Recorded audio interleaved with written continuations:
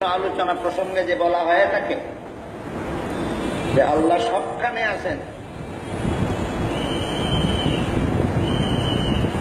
আল্লাহ সবখানে আছেন, এই প্রসঙ্গে কারো কারো মনে প্রশ্ন জাগে আল্লাহ তার অস্তিত্ব নিয়ে সবখানে আছেন না গুণের মাধ্যমে।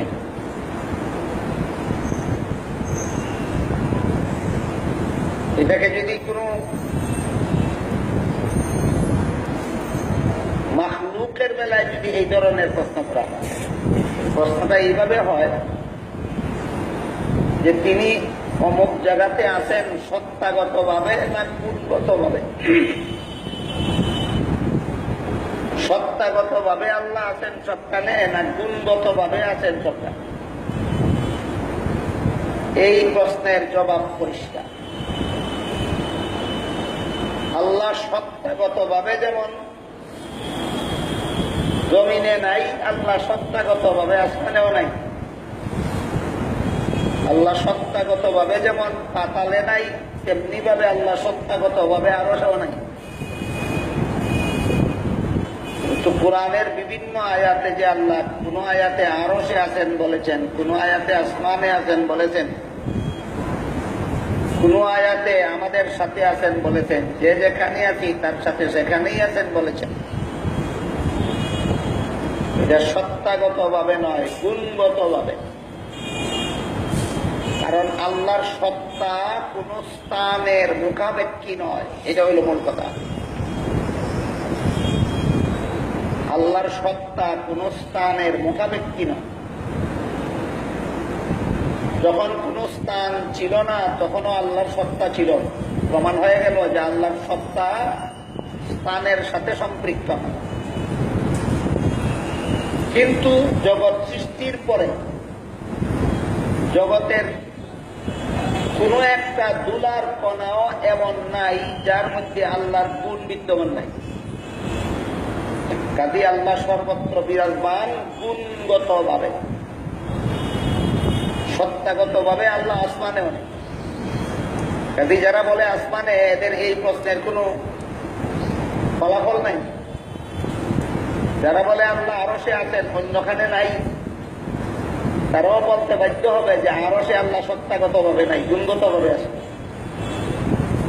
তোমরা তো আল্লাহ আসমানে আছেন মানো, আরশে আছেন মানো, যেভাবে আছেন জমিনেও সেইভাবেই আছে। জমিনে যদি সত্তাগত ভাবে নাই তোমরা বুঝে থাকো, তাহলে আরশে অসত্তাগত হবে না। জমিন যেমন একটা স্থান, আরশ একটা স্থান। আল্লাহ কোন স্থানের মুখাপেক্ষী নন। যখন আরশ ছিল না তখনও আল্লাহ ছিলেন, যখন আসমান ছিল না তখনও আল্লাহ ছিলেন। সুতরাং বান্দার সত্তা থাকার জন্য যেরকম কোন স্থানের মুখাপেক্ষী হয়, আল্লাহর সত্তা বিদ্যমান থাকার জন্য কোন স্থানের মুখাপেক্ষী হয় না। না জমিনের মুখাপেক্ষী, না আসমানের মুখাপেক্ষী, না আরশের মুখাপেক্ষী। কাজেই সত্তাগত ভাবে যদি বলা হয় আল্লাহ জমিনে নাই, সত্তাগত ভাবে আল্লাহ রসম নাই। আর গুণগত ভাবে যদি বলা হয় আল্লাহ আসমানে আছেন, তাহলে গুণগত ভাবে আল্লাহ জমিনে আছেন। সোজা কথায় আল্লাহ যেভাবে আসমানে আছেন, যেভাবে আরশে আছেন, সেইভাবে জমিনে আছেন। ভাবটা কি কেমন এটা কেউ জানে না। এটা আল্লাহর পক্ষে সম্ভব। যেমন আল্লাহর পক্ষে যেভাবে আরশে থাকা সম্ভব, আসমানের থাকা আল্লাহর শানের যেভাবে উপযোগী, জগতের সর্বত্র আল্লাহর থাকাটাও সেইভাবে, যেভাবে আল্লাহর শানের উপযোগী সেইভাবে আছে। অলিপুরি সাহেব বলেন আল্লাহ সব জায়গায় বিরাজমান। আরে বাবা, আল্লাহ কোন জায়গায় আছেন না নাই এটা তো অলিপুরির মাসালা না, এটা তো আল্লাহর মাসালা। আল্লাহ বলবেন, অলিপুরি সাহেব বললে হবে? এটা কে বলতে হবে? হ্যাঁ, এটা তো অলিপুরিয়ে বলার কথা না রে বাবা, এটা বলতে হবে কে? আল্লাহ কি বলছেন? আর-রহমান আলাল আরশি ইস্তাওয়া। রহমান কেবলই আরশের উপরেই বিরাজমান। আল্লাহু আকবার। এবার দুনিয়ার সব পুরীরা একসাথে বললেও বাকি এটার কোনো এক পয়সাও ভ্যালু নাই।